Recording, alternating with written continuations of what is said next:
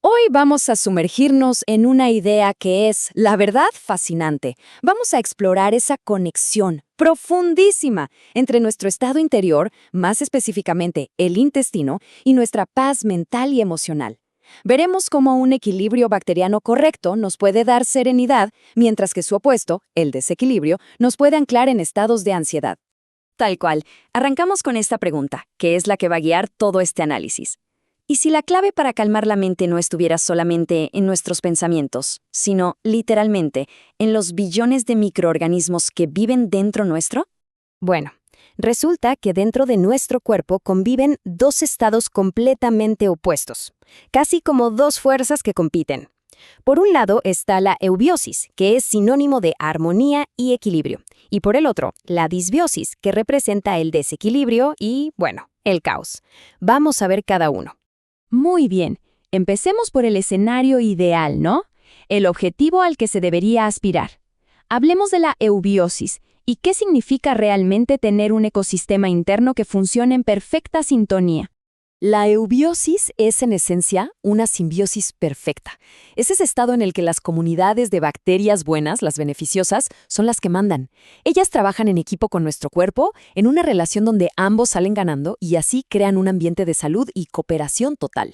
En este estado de eubiosis, la palabra clave es diversidad, pero también dominio. Hay unos filos bacterianos como los firmicutes y bacteroidetes que son los grandes protagonistas. Imagínense que constituyen más del 90% de la población. Su presencia masiva es lo que mantiene el orden y básicamente no deja espacio para que crezcan los posibles problemáticos.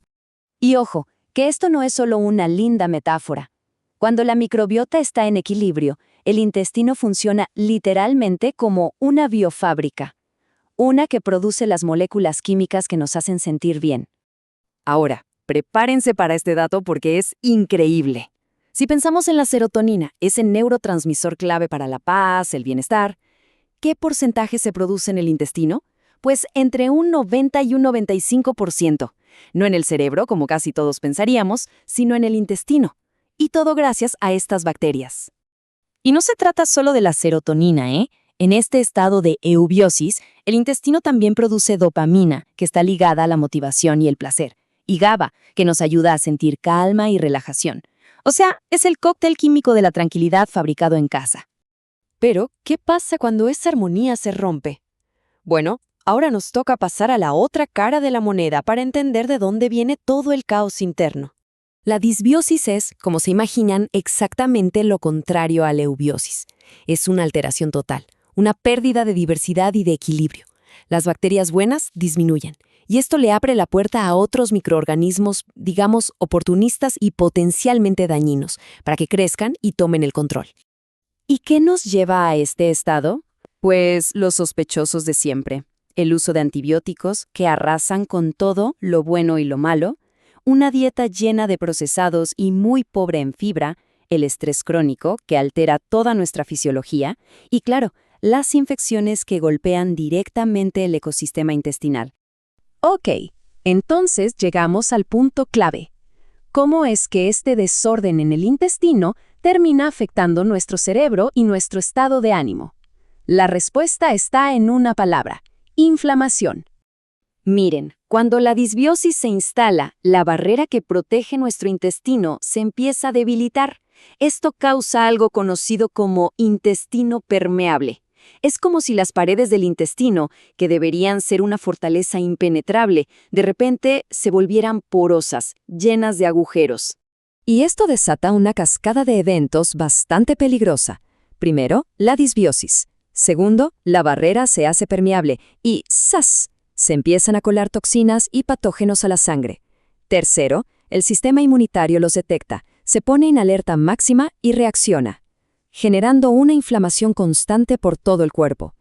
Y finalmente, estas señales de inflamación viajan por el eje intestino-cerebro y llegan al sistema nervioso central, alterando directamente cómo funciona el cerebro y, por ende, nuestro estado emocional. Y es súper importante entender que el cerebro no es la única víctima aquí. Como se ve en la imagen, el impacto de la disbiosis es sistémico, afecta a todo, al corazón, a la piel, a los pulmones.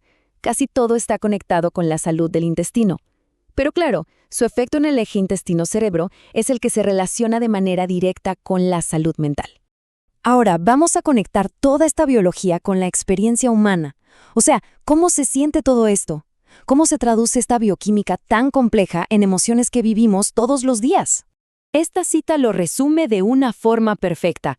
La disbiosis no es solo algo que nos enferma físicamente. Al generar inflamación y toxinas que logran llegar al cerebro, induce directamente lo que podríamos llamar estados emocionales de baja vibración: la ansiedad, el miedo, la irritabilidad, la depresión.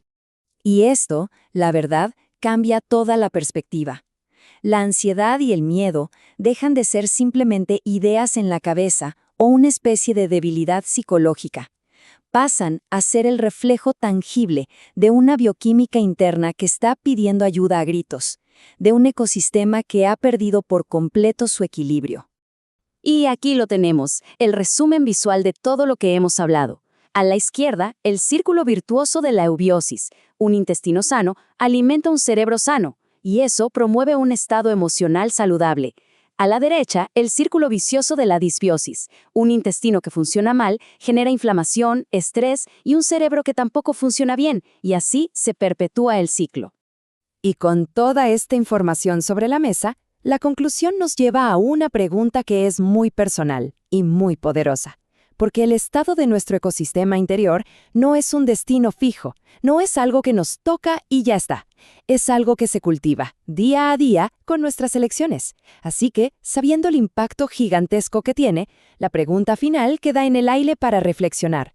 ¿Qué ecosistema interior elegimos cultivar?